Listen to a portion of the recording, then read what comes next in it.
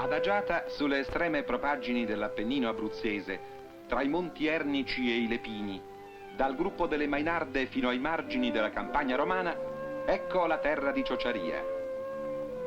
Una fuga ariosa di colline argentee e di olivi, fitte di olmi e inghirlandate di vigneti. Una smagliante tavolozza policroma dai colori e dalle luci perennemente varianti nella ricorrente vicenda delle stagioni. Arroccati sulle alture, borghi e castelli si affacciano a contemplare l'improvviso spaziare di brevi pianure. O l'occhieggiare cilestrino di un lago, nella cui pace trascorrono senza incrinarla gli uomini assorti nella loro fatica quotidiana. A valle, dietro la cortina dei pioppi, scorre il Liri, che gli antichi chiamarono verde per il terzo colore smeraldino delle sue acque. È il fiume della Ciociaria, la percorre da un capo all'altro, gorgogliando sommesso nel letto sassoso o spumeggiando in rapide e in cascate. Pietre dorate dal sole narrano la storia millenaria della regione. Le mura ciclopiche di Alatri videro le lotte immani dei primi abitatori e dei primi conquistatori, e la torre di Cicerone attesta ancora che qui venne al mondo il principe degli oratori di tutti i tempi. Mura di badie, rosoni di cattedrali, logge di palazzi pontifici, campanili svettanti, agili e possenti nell'azzurro del cielo, ricordano che questa è la terra di San Benedetto e di San Tommaso d'Aquino, di Innocenzo III, di Bonifacio VIII e del cardinale Baronio.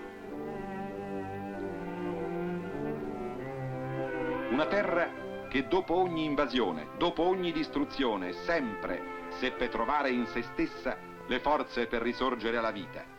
In Ciociaria l'ultimo conflitto ebbe l'episodio più crudele. Qui la ferocia degli uomini raggiunse il suo parossismo.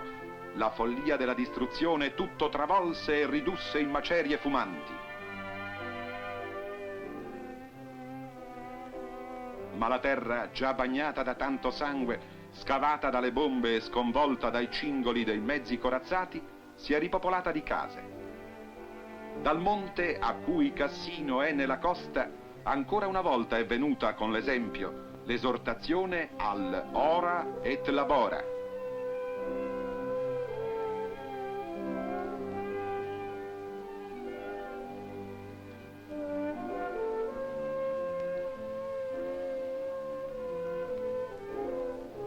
Là dove erano i ruderi anneriti e smozzicati, imponenti edifici sono sorti.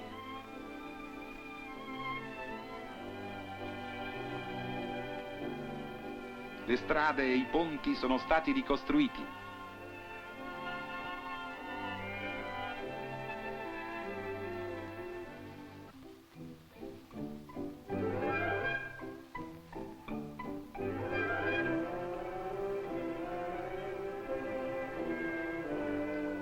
Mentre i centri turistici sono tornati ad offrire ai loro cosmopoliti visitatori l'amenità del paesaggio con gli svaghi e il conforto dei grandi alberghi.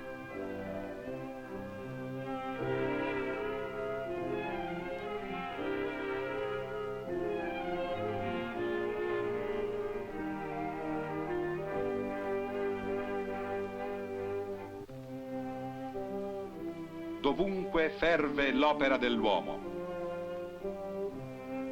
Un trattore, simbolo del lento ma continuo rinnovarsi di questa gente, apre le zolle al nuovo seme.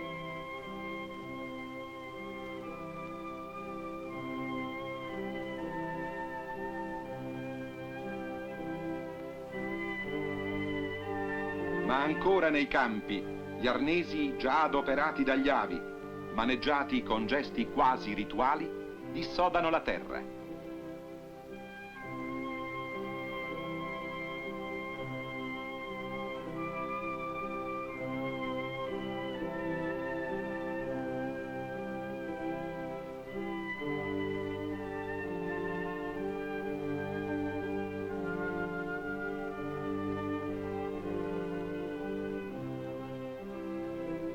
Una trebbia, rombando nell'oro del sole e della pula, sembra dire agli uomini: che con il raccolto del grano un altro ciclo del loro lavoro si è concluso.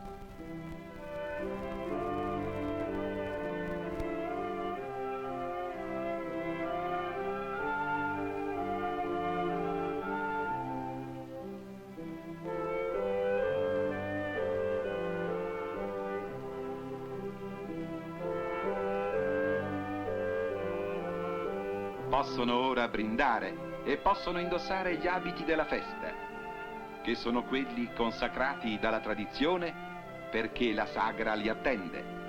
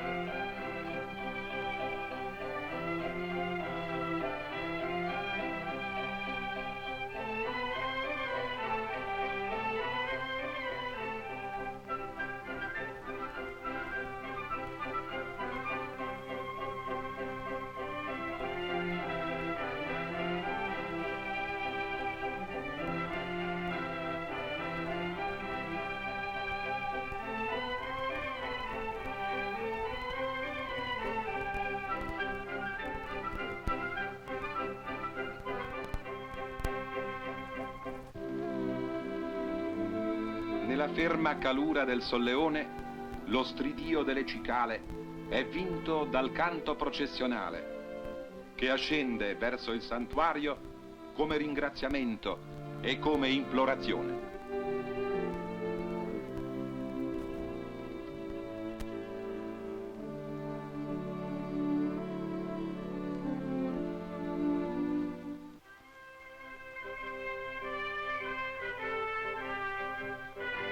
Quando le cerimonie del culto saranno terminate, sulla piazza avverranno i suonatori.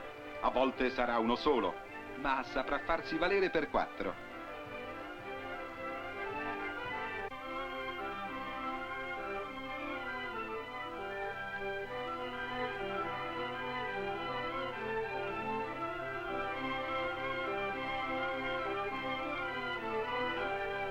Il serpente incantò Eva, ma oggi non saprà far dimenticare a queste graziose compratrici che il primo dovere di una buona vassaia è di lesinare sul prezzo.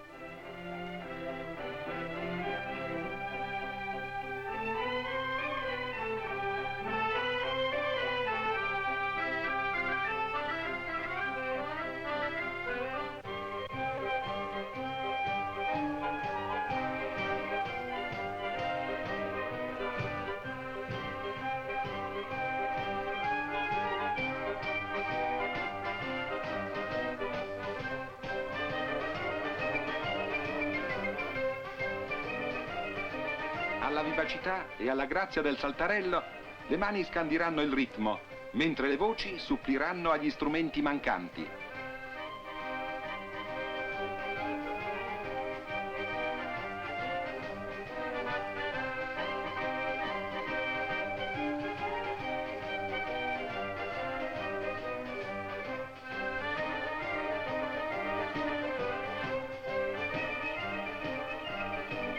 Così nella sera imminente la festa si conclude. Sarà stata come una parentesi breve di spensieratezza in quella lunga e intensa giornata di fatica, che è la vita per la forte gente di Ciociaria.